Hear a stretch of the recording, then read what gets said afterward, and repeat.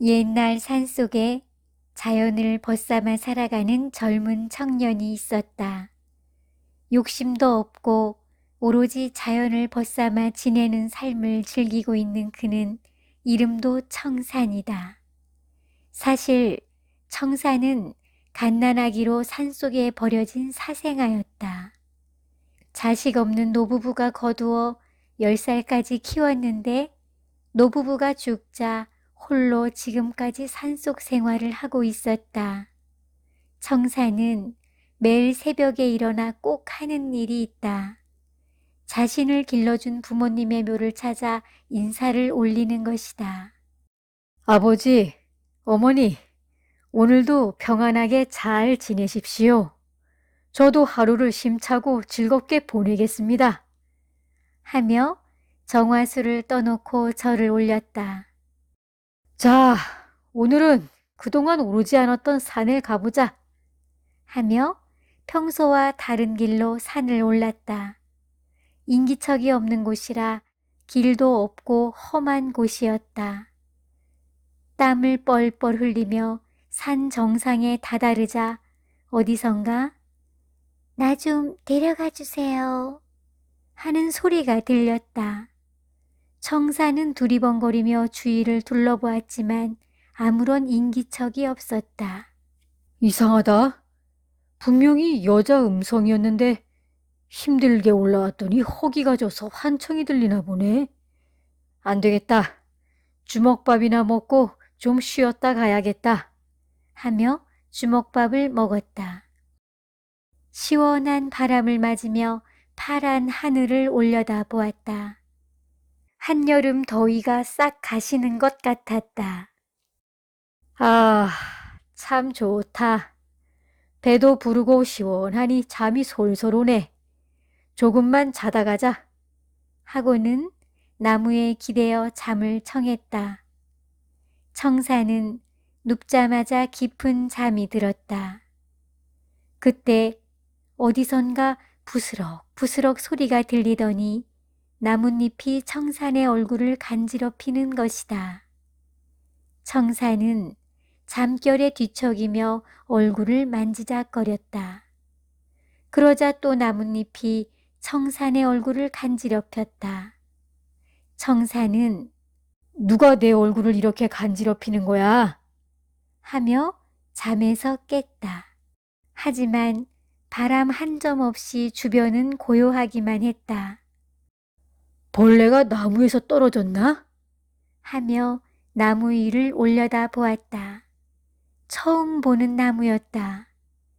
잎이 무성하고 가운데에는 꽃 한 송이가 피었다진 자국이 있는 신비한 나무였다. 참 신비하게 생긴 나무구나. 이렇게 푸르고 아름다운 나무는 처음 보네. 집에 한 그루 심어 놓고 싶구나. 하며 주위를 두리번거렸다. 그때 청산의 앞에 자그만 나무가 청산을 바라보듯이 자라나 있었다. 아니, 너는 꼭 사람 같구나. 마치 나를 쳐다보는 것 같아. 아까는 분명히 없었던 것 같은데 희한하구나. 그런데 가만히 보니 너는 이 나무의 새끼인 것 같은데.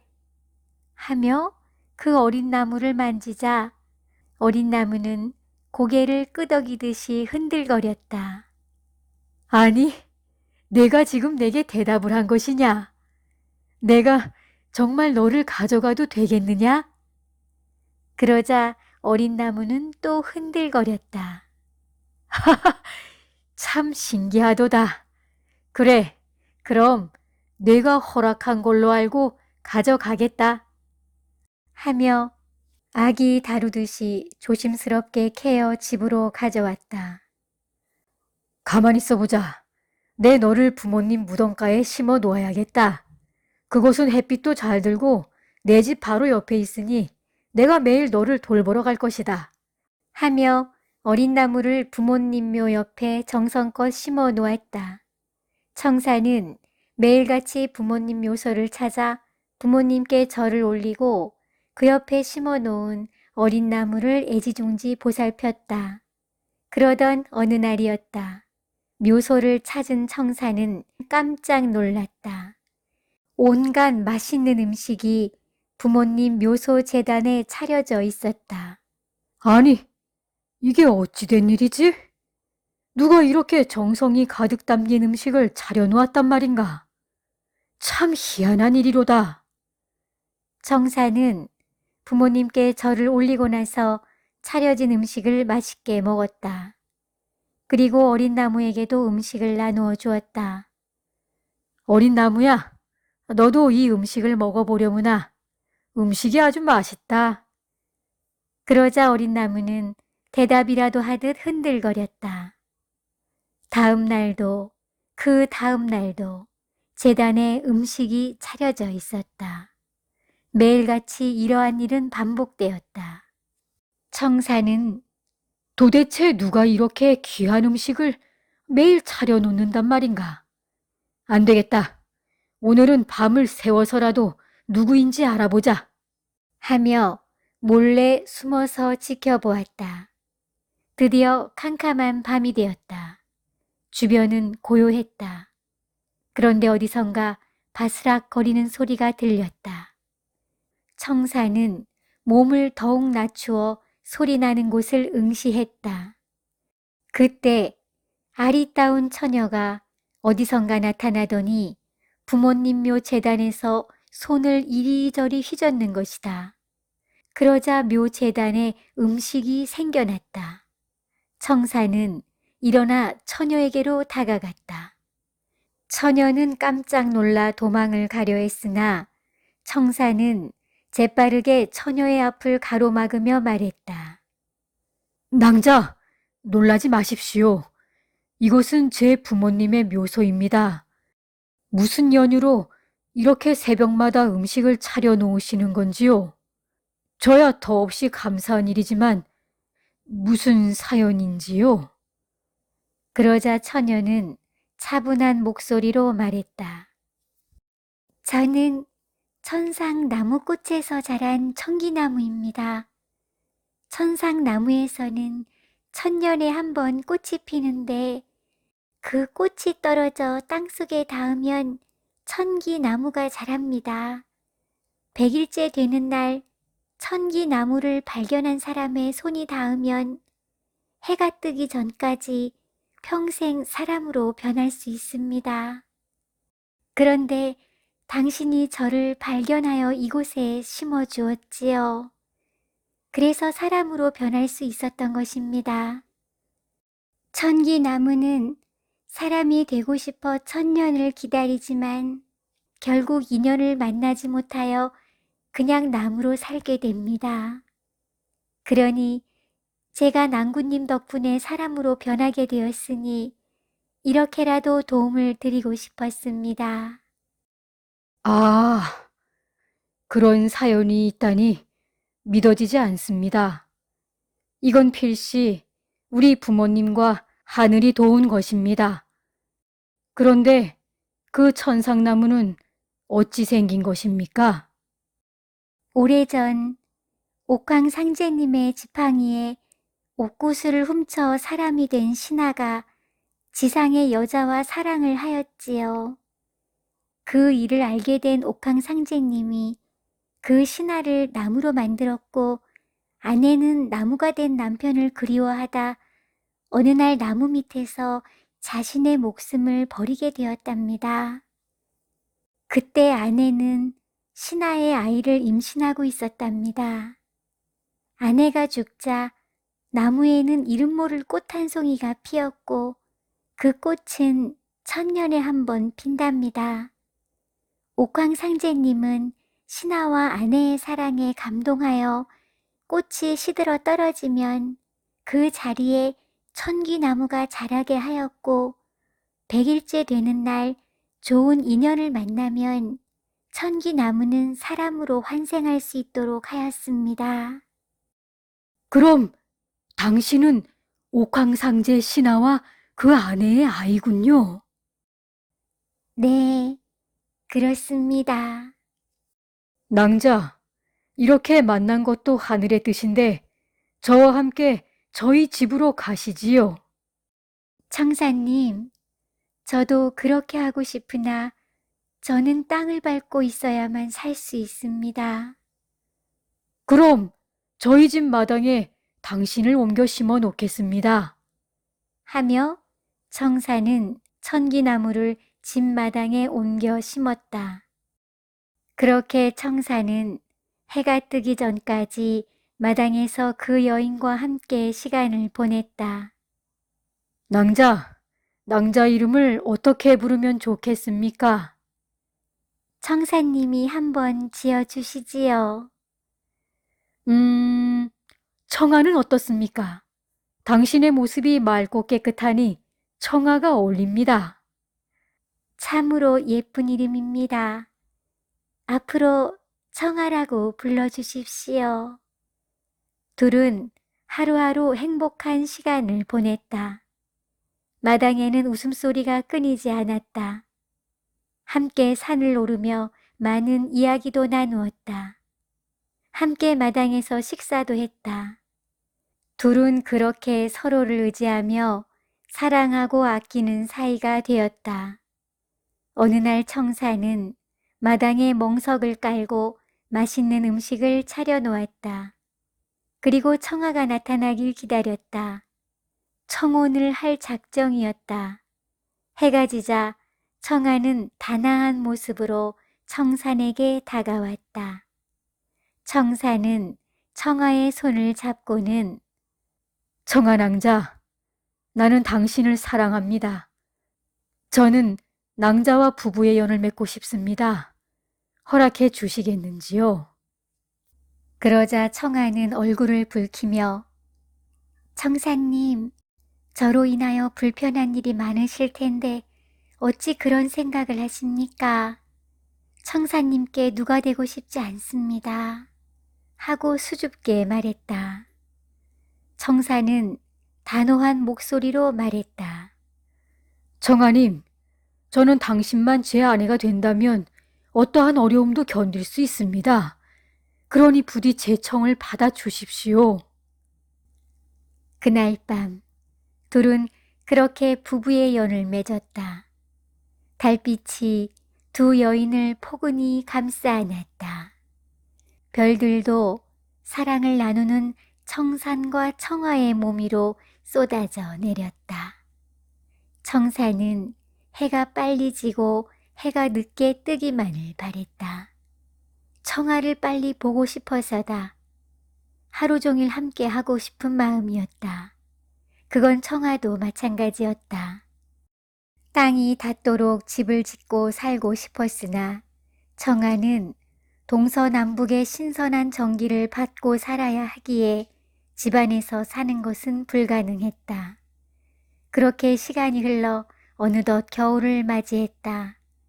청사는 행여라도 청아가 추운 겨울 변이라도 당할까봐 마당에 모닥불을 피워놓고 청아가 춥지 않도록 정성을 다했다. 청아가 나무로 변하면 이불도 덮어주고 지프로 옷을 만들어 얼지 않도록 했다. 그러던 어느 날이었다.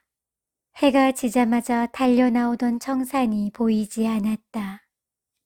청아는 문 앞에서 청산을 불렀다. 청산님, 일어나셨는지요? 오늘은 늦잠을 주무시나 봅니다. 하지만 아무런 소리도 들리지 않았다.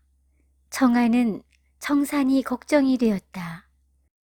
아니, 청사님이 추운 날에도 매일같이 나를 돌보시느라 병이 나셨나? 이를 어쩌지? 청아는 청산을 옆에서 간호하고 싶었으나 그럴 수가 없었다. 문 앞에서 발만 동동 구르고 있었다. 청사님, 제가 문 앞에 상을 차려 놓았습니다. 부디 나와서 들여가세요. 하지만 청사는 아무런 대꾸도 하지 않았다. 청아는 순간 무서운 생각이 들었다. 청사님에게 분명 변이 생긴 거야. 안 되겠다. 이렇게 기다릴 수는 없어. 하며 문을 열고 방 안으로 들어갔다. 청산의 몸은 불덩이 같았다. 땀을 뻘뻘 흘리며 의식을 잃고 거의 죽어가고 있었다. 청사님, 청사님, 눈을 떠보셔요. 청아는 물수건으로 몸을 식히고 물을 청산의 입에 넣어주었다. 그리고는 손을 휘저으며 청산의 몸에 자신의 정기를 불어넣어 주었다. 한참이 지나자 청산은 가까스로 눈을 뜨기 시작했다. 청산은 이상한 기운을 감지했다. 벌떡 일어나 청아에게로 달려갔다. 청아 낭자의 천기나무는 시들어 있었다. 청아 낭자, 이게 어찌 된 일입니까? 왜 이렇게 된 것입니까? 혹시 내 방에 들어와 나를 간호한 것입니까? 어쩌자고 그리하였습니까? 미안하오. 정말 미안하오. 청사는 천기나무를 붙들고 하염없이 눈물을 흘렸다. 어느덧 해가 뉘엿뉘엿지기 시작했다. 그러자 청아의 모습이 드러났다. 청아는 힘없이 쓰러져 있었다. 청사는 청아를 안고는 청아 낭자, 미안하오. 내가 아프지만 않았어도 청아 낭자, 당신 없이 내가 어찌 살아가겠소? 청아는 가까스로 눈을 뜨더니 청사님, 그동안 청사님의 사랑을 받으며 지낸 시간이 천년보다 더 소중합니다. 저는 여한이 없사옵니다. 그러니 너무 슬퍼하지 마세요. 청사님이 이렇게 무사하셔서 정말 다행입니다. 그리고 한 가지 부탁이 있사옵니다. 저를 당신이 처음 심어 놓았던 부모님 묘소 옆 자리에 묻어주시겠는지요? 하며 눈물을 흘리며 말했다. 청아 낭자, 당신을 어찌 떠나보낸단 말이오? 제발 살아날 방도를 알려주시오. 청사님, 살아날 방도는 없습니다. 이 또한 제가 원한 일입니다. 그러니 부디 행복하셔요. 그리고 고맙습니다. 하며 숨을 거두었다. 청사는 하늘이 무너지고 땅이 꺼지는 슬픔으로 청아를 부모님 묘소 옆에 묻어주었다. 그리고는 매일같이 묘소에 찾아가 울기를 멈추지 않았다. 그렇게 겨울이 지나 봄이 되었다. 청사는 청아의 묘소 옆에 쓰러져 있었다. 그때 청산의 얼굴을 누군가 간지럽혔다. 청사는 벌떡 일어나더니 청아 낭자, 당신이요? 주변을 두리번거렸다. 하지만 아무도 없었다. 그런데 청아 무덤에서 천기나무가 자라나 꽃 한 송이가 피어 있는 것이다. 청사는 낭자가 꽃을 피운 것입니까? 낭자, 그러면 낭자가 다시 사람으로 변할 수 있는 것입니까? 하며 해가 지기를 기다렸다. 해가 지자 천기나무 꽃이 땅에 떨어졌다. 그러더니 그곳에서 갓난 여자아이가 나타났다. 갓난 아기는 청산을 보더니 아빠! 하며 환하게 웃는 것이다. 청산이 청아에게 청혼을 한 날 밤, 청산과 청아는 사랑을 나누었다. 그리고 청아는 임신을 하였던 것이다. 이 갓난아기는 청산과 청아의 딸이었다. 청산은 딸을 품에 안고 부모님과 청아 무덤에 제를 올렸다. 그리고 딸은 청산과 청아의 이름을 따서 사나라고 이름 지었다. 청산은 사나를 애지중지 잘 키웠다. 사나는 묘소에서 놀기를 좋아했다. 집에서 가까우니 사나의 놀이터 장소로 딱이었다. 무덤 위에 올라가 대구루 구르기도 하고 주변에 자란 풀들을 뜯어 소꿉놀이도 했다. 어느 날은 소꿉놀이로 묘 재단에 음식을 차려놓고는 절도 하는 것이다. 할아버지, 할머니, 그리고 엄마, 이 음식 맛있게 드세요. 청사는 지게를 지고 사나를 불렀다. 사나야, 산에 가서 나무 좀 해오자. 사나는 야호, 신난다. 아빠, 나는 아빠랑 나무하러 가는 게 재밌어요. 청사는 여보, 나무하러 다녀오리다. 이따 만나요. 그러자 청아나무는 대답이라도 하듯 흔들거렸다. 햇볕이 청아 무덤을 환하게 비추었다.